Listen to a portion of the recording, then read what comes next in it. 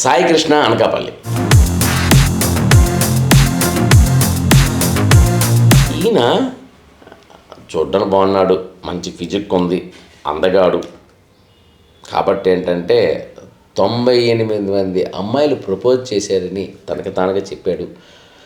వాస్తవాల విషయానికి వీళ్ళు పక్కకి వెళ్తే సో ఆయన చెప్పే మాటల్లోని చూసే కళ్ళల్లో కానీ నిజాయితీ కనిపిస్తుంది కాబట్టి నమ్మాలనే అనిపిస్తుంది.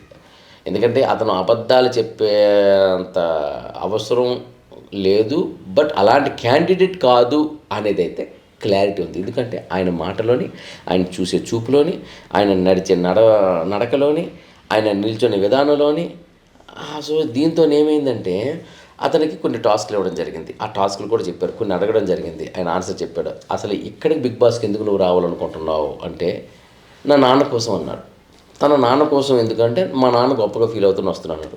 అంటే అక్కడ తన కోసం తను రాలేదు, తన నాన్న గొప్ప కోసం, తన నాన్నని మెప్పించడం కోసం, తన నాన్నని ఆనందంగా ఉంచడం కోసం తను వస్తున్నాడు. ఓకే, తండ్రిని ఆనందంగా ఉంచాలనుకోవడం కరెక్టే, తప్పేం కాదు.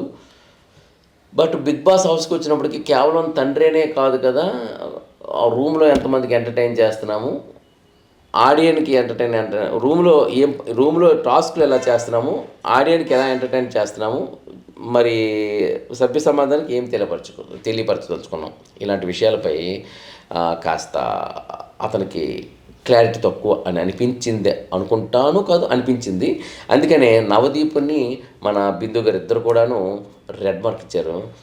మన అభిజిత్ మాత్రం నీకు ఒక ఛాన్స్ ఇస్తాను అనుకుంటున్నాను అని తన తండ్రి సెంటిమెంట్కి కాస్త అతను కనెక్ట్ అయినట్టున్నాడు. బాగుంది, నీకు ఒక ఛాన్స్ ఇస్తాను, అక్కడ నిరూపించుకో, వెళ్తావు, నేను పూర్తిగా తీసేయను అని చెప్పేసి తన తాలూకా ఆశయాల్ని పూర్తిగా తీసిపడలేదు బిగ్ బాస్ ఈ అగ్ని పరీక్ష టీం. అందుకనే అభిజిత్ మాత్రం గ్రీన్ టిక్ ఇచ్చారు.